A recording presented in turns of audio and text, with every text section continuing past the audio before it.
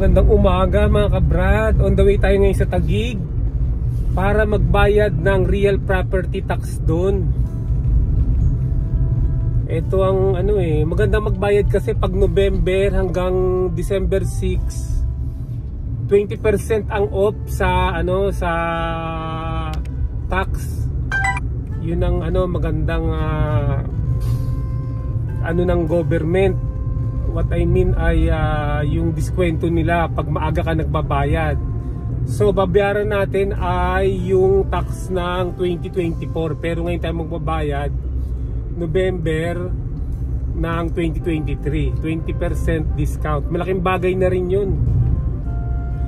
Ang masama mga kabrad, pag umabot ng 3 taon hindi ka nakakabayad ng iyong real property tax. Hindi nyo ba alam na 72% ang penalty? Di 3 taong ka hindi nagbayad. 70%, 72 to be exact, 72%. Pagkatapos na yun, kasama na pati yung mga penalty nun, mag-e-earn yun. So kung mga abutin ng mga 7 taon kang hindi magbabayad, ang laki na ng ng penalty mo, sobrang laki. At pag umabot ng mga 7 taon onward, pwede nang ibid yung ibid ng local government yung bahay at lupa mo. Ibebenta na nila yun.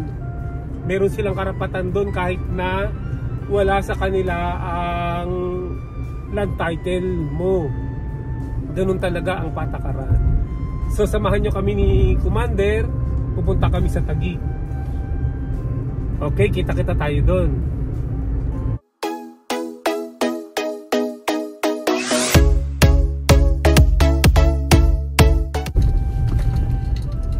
Dito na tayo sa Taguig mga kabrad. Dito dumadaan tayo sa pamayanan ng Diego Silang. Nandyan yung unit namin, 33 square meter, meron 2 kwarto, 1 sala, tsaka CR. Yun lang, ganun lang kaliit. Pero ang binabayaran ko nasa kulang-kulang 4,000. Yung condo unit 4,000. Ang realty tax niya every year. Ano pa yun 20% off pa yun. So yung palang to inform you, for your information mga kabrad, lalo na yung nagbabayad dito sa may na hindi taga rito, nagbabayad dito sa Taguig ng real property tax nila, hindi na sa munisipyo yung yung pinagbabayaran, kundi doon na sa lugar, doon sa all day yata yun, sa all day, banda doon sa medyo malayo ng konti lang sa munisipyo yon, para hindi na kayo magpunta ng munisipyo kasi akala nyo dun pa nagbabayad. Hindi na, matagal na, mga 5 years ago dun na sa banda doon sa all day. Pero malapit rin lang yon sa munisipyo ng Taguig. Ayun. Etong kalye na to, yung dinadaanan natin ngayon, papunta sa Taguig City Hall, pero kakanan ka pa. Kaya lang lalampas na tayo, hindi na tayo kakanan dun papuntang City Hall. Kasi sa iba na nga yung pinagbabayaran ng mga realty tax. Ito yung papunta sa Taguig City Hall, dito. Diyan. Ngayon didiretso tayo dito sa Vista Mall. Ito yung all day. Vista Mall pala, hindi pala all day. Kasi alam niyo naman mga kabrad, paminsan-minsan lang kami nagpupunta rito pag pag magbabayad ng realty tax. Halos once a year. Kasi pinapaupahan ko lang naman yung unit ko 9,000 a month. Nung nakaraan may bumibili na rin sa unit ko 1.5 million. Pero hindi ko binenta kasi gusto ko mga 2.5 million yun So sa mga viewers natin, baka gusto nyong bumili ng unit 2.5 million lang. 33 square meter, 2 bedrooms. Doon ako sa ano, sa lower ground floor. Ayan, papasok na tayo. Ito pala Vista Mall tsaka All Day Supermarket. Ayan. Tapos malapit na rito yon yung pagbabayar. Papakita ko sa inyo.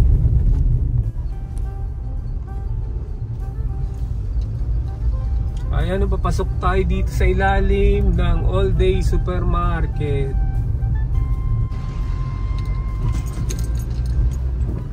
Ayan. Merong parking lot dito sa kaliwa, kaya lang doon na tayo. May parking lot doon, malaki ang parking lot doon.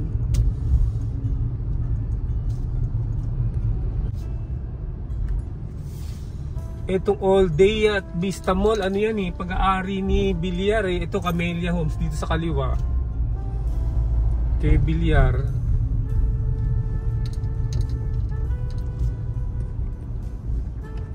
Ito, pakaliwa na tayo rito.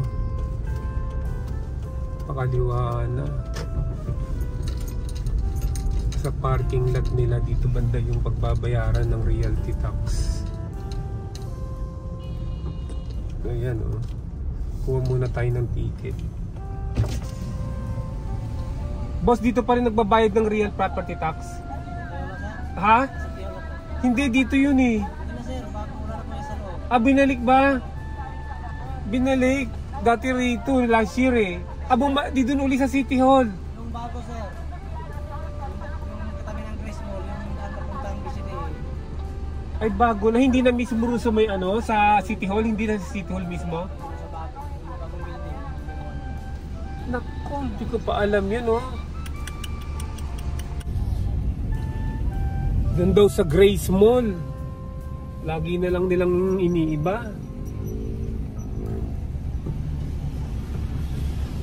So balik tayo. Doon daw sa may C5 sa Grace Mall. Magtatanong-tanong na lang tayo ron. Magbabayad din yung mga yun. May mga magbabayad din pala na nagpunta dyan Buti na lang nagtanong tayo ron sa sa security guard na nagbabantay dun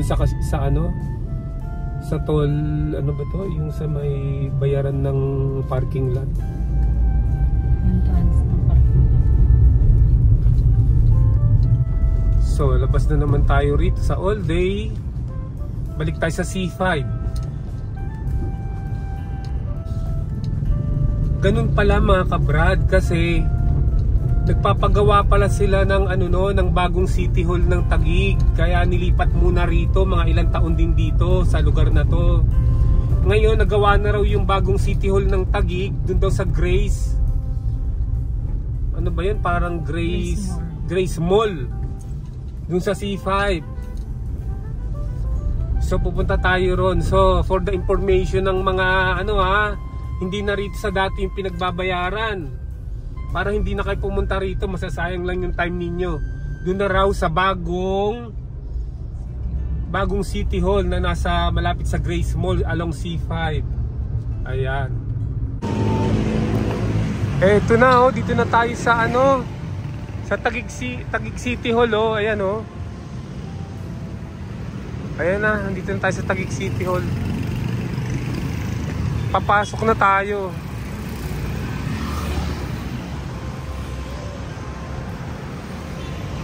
Ayan, wala raw silang wala raw silang parking lot dito. So doon tayo sa may Grace. Ito na, pasok na tayo. Dito na tayo sa loob. Ayan ito, tignan nyo lang baka bawal mag-video rito Ayan ayan, dito na tayo Nakakuha rin tayo ng number ayan A3081. Ayan, mag-aantay na lang tayo.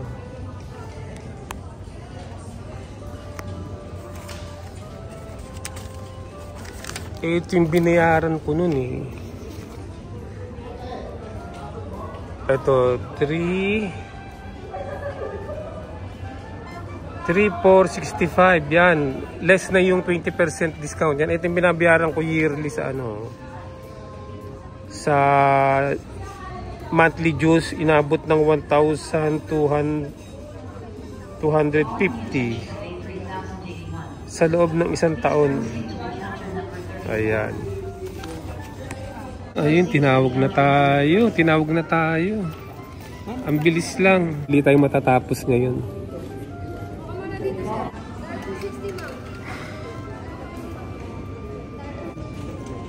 Ayan, bagong number na naman tayo. Payment na tayo.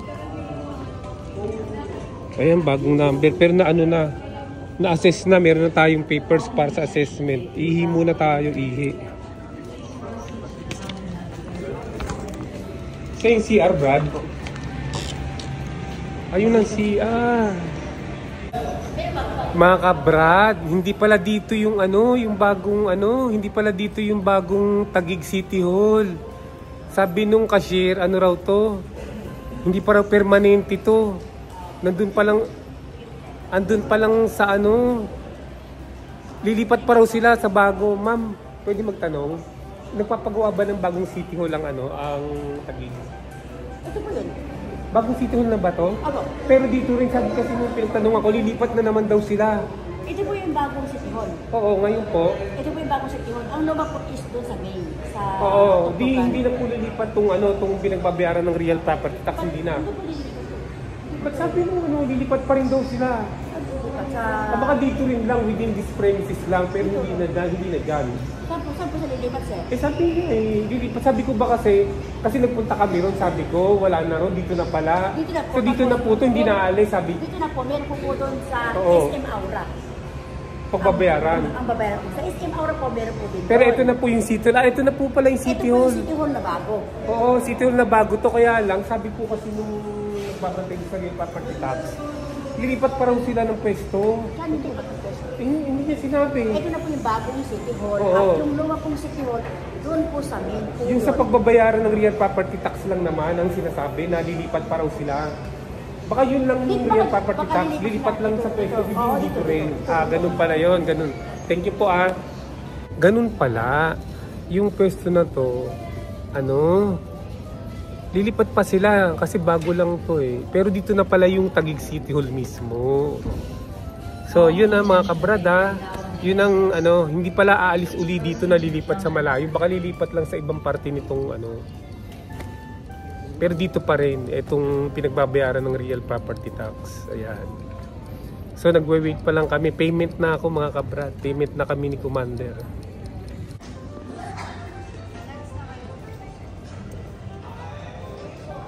Ganda rin ang daming mga extrang upuan tingnan niyo mga kabrad.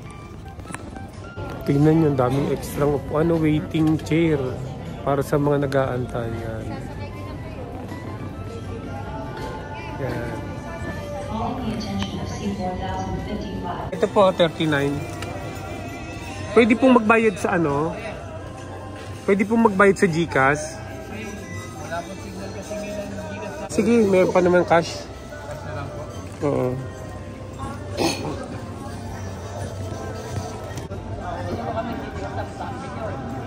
Isus po? Para 50 po bigay. Naku, wala. 20 yata meron?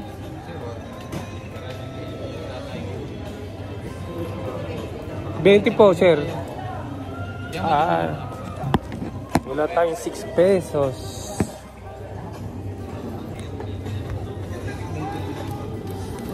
Ang babayaran natin ngayon ay 3,456. Please proceed to the counter number 34. Parehas lang yata last year Parehas lang Calling last the year. attention of C3065. Please proceed to the counter number 29.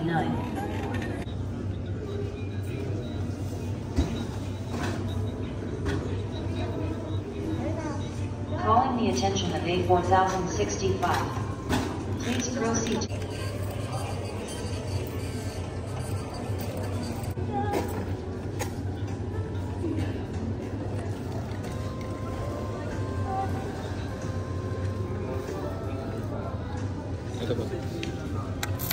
Ayun, tapos na. Nakabayad na tayo. Ayan, okay na. Uwi na tayo. Ayan na mga kabrad. Tapos na, nakapagbayad na tayo. Calling the attention of C1056. Please proceed. So, uwi na tayo mga kabrad. Uwi na tayo. Maraming salamat ha. Ayan. Natapos na rin. Nakabayad na. Uwi na tayo sa bahay natin. Ay, dito pala daan. Ay, dito pala. Hindi po, free shuttle. Oo. Ah, may free shuttle pala sila oh. Tingnan nyo. Oo, ayan ang free shuttle oh. Pabalik ng lumang City Hall. Ayan. Hindi tayo sasakay dyan kasi meron naman tayong sasakyan eh. Free shuttle yan oh. Brad, sa ano yan? Doon sa may lumang City Hall yan ano? Ah, sige, thank you ha. Ito oh, maganda rin oh. Air condition. Ay hindi, nakabukas yung bintana eh. Ayan. So maraming salamat sa inyong panonood ha. Sana ay nagustuhan nyo ang ating video ngayong araw na to. Sana marami kayong natutunan ha. Sa mga tip kung saan magbabayad dito sa Taguig. Medyo pa bago-bago sila eh. So eto na yung bagong ng Taguig oh. City Hall. Kaya lang ginagawa pa. Yan oh, ginagawa pa oh. Yan oh. Malaki ang Taguig City Hall. Maganda. Ayan. So dun sa mga hindi pa nakapag-subscribe, mag-subscribe na. Maraming salamat sa inyong panonood. Kita-kita ulit tayo sa susunod na video. Bye!